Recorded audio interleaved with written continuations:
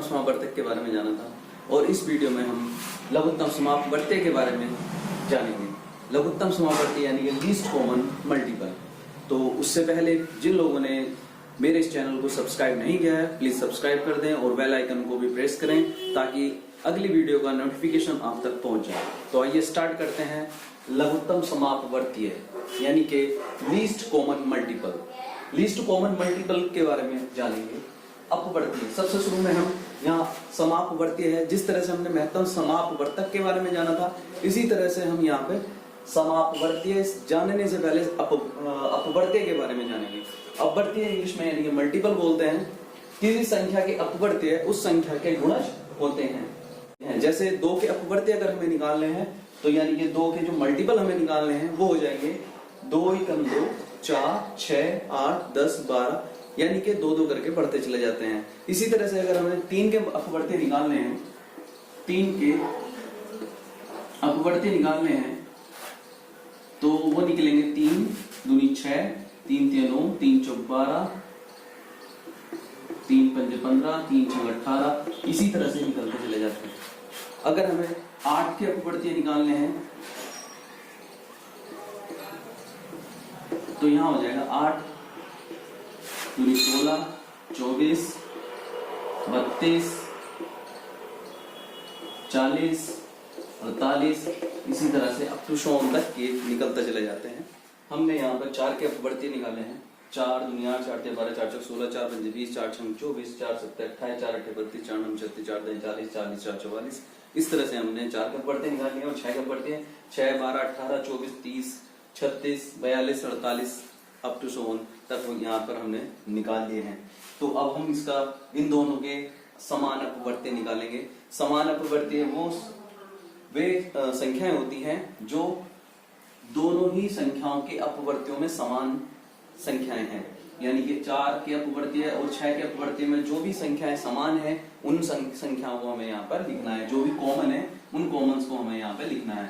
तो सबसे शुरू में यहाँ पर कॉमन है 12 जो दोनों में है। इसके बाद में जो कॉमन है वो है 24। उसके बाद जो कॉमन है वो है 36।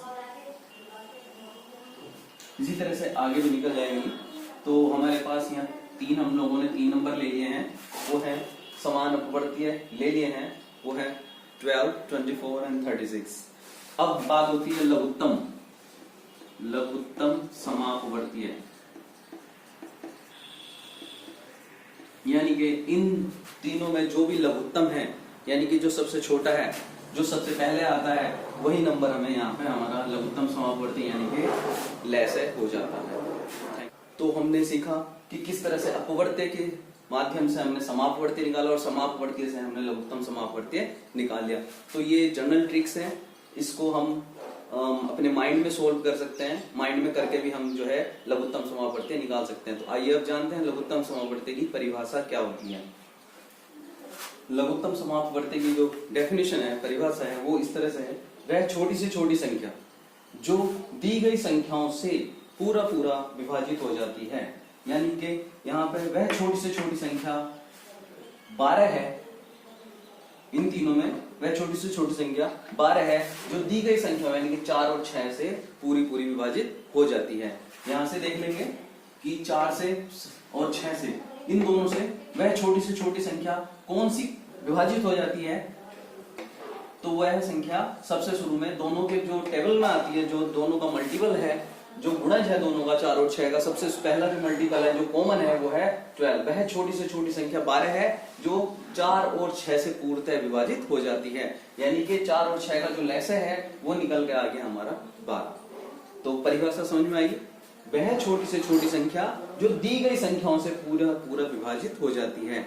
मैसे में क्या था? मैसे में था कि दी गई संख्याओं को पूरा विभाजित कर दे। वहां पे जो संख्याएं दे रखी थी उनको पूरा विभाजित करवा रहा था। लेकिन यहाँ पर उसका उल्टा है कि यहाँ जो दी गई संख्याएं यानी कि 4 और 6 जो संख्याएं दी गई हैं उन संख्याओं से पूरा विभाजित करा रहा है। वहां पे बड़ी संख्या थी, वहां पे बड़ी से बड़ी थी और यहाँ पे छोटी से छोटी संख्या है।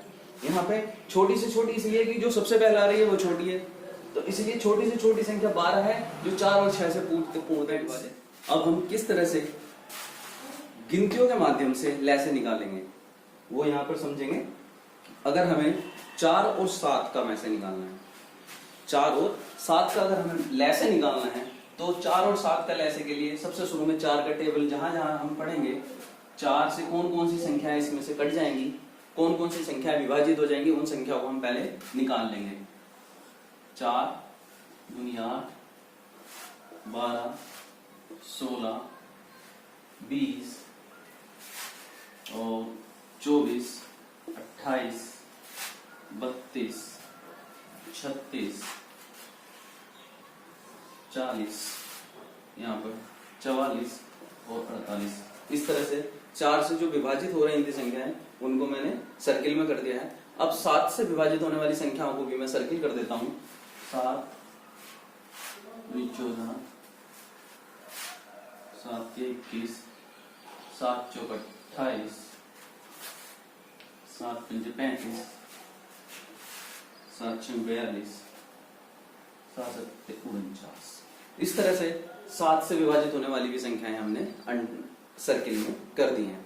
तो अब जो डबल सर्किल हो जाता है, जो भी संख्या, जो भी नंबर डबल सर्किल हो गया, वो हमारा लैसे हो जाता है। देखते हैं यहाँ पर कौन सी संख्या ऐसी है जो डबल सर्किल हुई है। ये है 28। तो 28 जो है हमारा 4, 7 यानी कि 4 व 7 का एलसीएम आ जाता है। तो ये सिंपल ट्रिक थी। तक हमने जाना कि अपवर्त्य विधि से किस तरह से एलसीएम निकाला जा सकता है, यानी कि मल्टीपल मेथड से हम किस तरह से एलसीएम निकाल सकते हैं। तो आइए अब जानते हैं दूसरा मेथड, जो कि डिविजल कह सकते हैं उसको, भाग विधि से, और यानी कि गुणनखंड विधि के द्वारा हम उसको निकाल सकते हैं। यहाँ पर हम कुछ बड़ी संख्याओं का एलसीएम निकालते हैं, जैसे 36 व 45 का लैसे अगर हमें निकालना है, तब हम इसको अपवर्तीय विधि से निकालना थोड़ा टिपिकल होगा, इसलिए हम इसको भाग विधि या फैक्टर विधि से इसको निकाल सकते हैं। तो इन दोनों को हम एक साथ इस तरह से लिख लेंगे, और जो भी हमारे पास अभाज्य संख्याएं होती हैं उनसे इनको काटेंगे। तो अभाज्य संख्याओं से सबसे शुरू में 36 2 से आराम से डिवाइड हो जाएगा 18 टाइम। ये 45 इससे 2 से डिवाइड नहीं होगा, इसलिए इसको ऐसे ही लिख लेंगे। नाउ अब ये फिर 2 से डिवाइड हो जाएगा 18 9 टाइम, 2 नंबर 18, और 45 को ऐसे ही लिख लेंगे। अब यहाँ पर 3 से ये डिवाइड हो जाएगा, 3 3 9, और ये भी डिवाइड होगा 3 से, क्योंकि इसका जो अंकों का जोड़ है, डिजिट्स का जो सम है, वो 9 से 3 से डिवाइड हो जाता है। 4 5 9 जो कि 3 से कट जाता है, तो 3 से इसको डिवाइड करेंगे तो 3 कम 3 3 पंजे 15, यानी कि 15 दिया 45 होता है। अब यहाँ जो 3 से कटा 3 करा 3 और 3 पंजे 15 और 5 कम 5। तो इस तरह से हमारा जो एलसीएम निकल कर आता है वो हो जाता है 2 into 2 2 into 2 into 3 into 3 into 5। ये हमारा यहाँ से एलसीएम निकल के आता है। तो अब हम इसको मल्टीपल कर लेते हैं। 2 दूनी 4, 4 पंजे 20, 20 नम 180। इस तरह से हमारा ये एलसीएम निकलकर। तो दोस्तों आइए अब 3 संख्याओं का एलसीएम किस तरह से एक साथ निकाला जाता है वो देखते हैं। तो यहाँ पर हमने संख्याएं ली हैं 32 यानी कि 32, 48 एंड 54। तो इनका हम एक साथ एलसीएम निकालेंगे। सबसे शुरू में 2 से डिवाइड करते हैं, 16 दूनी 32 होता है, और 24 दूनी 48, 27 दूनी 54। तो ये 32 जो है 16 बार कट जाता है 2 से 48 जो है 24 बार कटता है, और 54 जो है 27 बार यहाँ से निकल कर आता है। अब इसे 2 से करते हैं, 2 8 16, 12 दूनी 24, और 27 नहीं कटेगा 2 से, इसलिए 27 को ऐसे का ऐसे ही लिख देंगे। अब फिर से 2 से कटेगा, 2 चौक 8, 2 छक्का 12, और 27 फिर नहीं कटा, इसको ऐसे ही लिख दिया। फिर 2 से 2 दूनी 4, 2 तिया 6, और 27 को ऐसे ही लिख देंगे। फिर 2 से 2 एकम 2, 3 नहीं कटा ऐसे ही लिख दिया, 27 भी नहीं कटा ऐसे ही लिख दिया। अब ये जो नंबर है 3 से यहाँ से कट जाता है, 3 कम 3, 3 नम 27। अब यहाँ से 3 से काटा, 3 तिया 9, फिर 3 से, तो इस तरह से हमने इसके गुणनखंड कर लिए यहाँ से। अब इन नंबर्स को हम अब इधर लिख लेते हैं।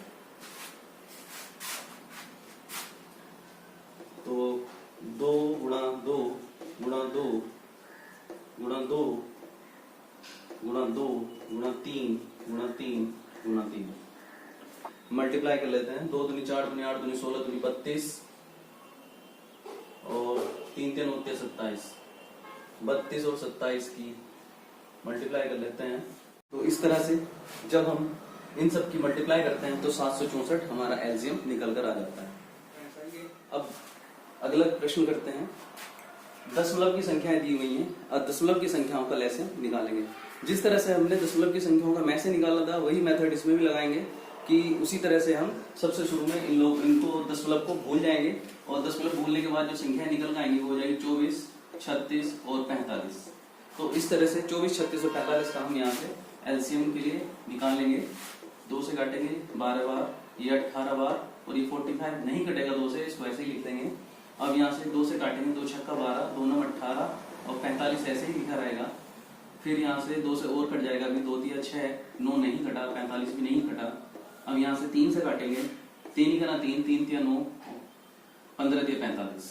अब यहाँ से 3 से फिर काटेंगे, 3 ही करना 3, 3 पंजे 15। अब ये लास्ट में 5 से कटेगा, 5 ही करना 5। तो इस तरह से हमारे पास ये फैक्टर आ गए और एलसीएम इनका आ गया 2 दूनी 4 दूनी 8, 3 गुणा 3 गुणा 5। तो यहाँ से करते हैं 2 दूनी 4 दूनी 8 पंजे 40 और 3 तिया 9, 9 चौक 36, 360 यहाँ से हमारा लैसे निकल कर आ जाता है। तो इस तरह से एलसीएम निकल के 360 आ गया। लेकिन हमें दशमलव की संख्याओं का एलसीएम निकालना है। तो दशमलव की संख्याओं का एलसीएम निकालने के लिए सबसे शुरू में देखेंगे कि दशमलव के अंक, दशमलव के बाद कितने कितने अंक है। तो यहाँ पर 1 अंक है दशमलव के बाद, यहाँ 2 अंक है और यहाँ 3 अंक है। तो मैसे यानी कि एचसीएफ में हमने देखा था कि हमारे जो सबसे ज्यादा अंक थे दशमलव के बाद उतने ही अंकों पहले यहाँ पे दशमलव हमने लगाया था। लेकिन इसका उल्टा करना है। एलसीएम में हमें करना है जो दशमलव के बाद सबसे कम अंक है 1, तो इसमें 1 अंक पहले हम यहाँ पर दशमलव लगा देंगे। तो इस तरह से हमारा 36.0 हमारा इन दशमलव की संख्याओं का एलसीएम निकल कर आ जाता है। अगला सम दोस्तों हमारे पास है 3 की घात 7 यानी कि 3 to the power 7, 3 to the power 12 and 3 to the power 17। ये 3 संख्याएं यहाँ पर 3 नंबर हमें दिए गए हैं। 3 की घात 7, 3 की घात 12, 3 की घात 17 का एलसीएम निकालना है। तो एलसीएम निकालने के लिए हमें इनकी पावर्स पे ध्यान देना होगा, यानी कि इनकी घात पर ध्यान देना होगा। सबसे बड़ी घात ही हमारा एलसीएम हो जाएगी, यानी कि यहाँ पर जो एलसीएम निकल कर आएगा वो हमारा हो जाएगा 3 की घात 17। अगर मैं से निकालने की बात होती तो सबसे कम घात यानी कि 3 की घात 7 इसका मैं से हो जाता। इस तरह का हम पहले प्रश्न कर चुके हैं एचसीएफ में। तो अब एचसीएफ ना करके एलसीएम निकालना है। तो सबसे शुरू में हम यहाँ पर ध्यान देंगे कि क्या ये नंबर्स जो लिखे हुए हैं 2 की घात 2 गुणा 3 गुणा 7 की घात 2 गुणा 9, 2 की दूसरा नंबर है 2 की घात 3 गुणा 3 की घात 2 गुणा 7 गुणा 11 की घात 2, तीसरा नंबर है 2 गुणा 3 की घात 3 गुणा 7 गुणा 13। तो क्या इनमें सभी प्राइम नंबर्स हैं? अगर प्राइम नंबर्स नहीं है तो उन्हें प्राइम नंबर्स में कन्वर्ट कर लेंगे। जैसे प्राइम नंबर्स यानी कि अभाज्य संख्या, अभाज्य संख्याओं में यहाँ जैसे 9 है, 9 ये प्राइम नंबर यानी कि अभाज्य संख्या नहीं है, तो इसको हम 3 की पावर लिख लेंगे यहाँ पे। तो ये हो जाएगा हमारे पास 2 की घात 2 गुणा 3 की घात 1 गुणा 7 की घात 2 गुणा 3 की घात 2। तो 3 की घात 1 यहाँ है, 2 यहाँ है, यानी कि 3 की घात 3 होगी। इसको हम लिख सकते हैं एक ही बार में 3 की घात 3 गुणा 7 की घात 2। तो इस तरह से हम इसका फॉर्म हमारे पास ये आ गए। दूसरे में तो ठीक है ऐसे ही है, और तीसरे में भी ठीक है। तो आइए अब निकालते हैं इनका एलसीएम। तो ये एक नंबर ये हो गया, दूसरा ये है और तीसरा ये है। तो इसमें हम एलसीएम निकालेंगे। एलसीएम निकालने के लिए क्या करते हैं कि हमें सबसे बड़ी घात देखनी होती है। जैसे इससे पहले वाले क्वेश्चन में मैंने बताया था, तो सबसे बड़ी घात यहाँ पे 2 की कितनी है, 2 है, यहाँ 3 है, यहाँ 2 है, 1 है, तो 2 की घात 3 आ जाएगा। फिर 3 की घात है, 3 की घात 3 यहाँ है, 3 की घात 2 यहाँ है, 3 की घात 3 यहाँ है, तो सबसे बड़ी घात 3 की घात 3 हो गई। फिर देखेंगे 7 की घात 2 है, यहाँ 1 है और यहाँ भी 1 है, तो 7 की घात हमारे पास 2 हो गई। अब देखेंगे अगला नंबर है 11। 11 की घात 2 यहाँ पर है और यहाँ पर है 13, तो 13 की घात 1 ही है, वो भी 1 है। तो हमने क्या करना है, कॉमन पार्ट्स तो लिखने ही थे, और जो कॉमन नहीं थे, जैसे 11 कॉमन नहीं था और 13 भी कॉमन नहीं था, तो हमने कॉमन पार्ट नहीं होने के बावजूद उनको हमने एलसीएम में सम्मिलित करेंगे। अगर इसका एचसीएफ निकालना होता तो एचसीएफ में केवल कॉमन पार्ट और सबसे कम वाली पावर लेनी थी।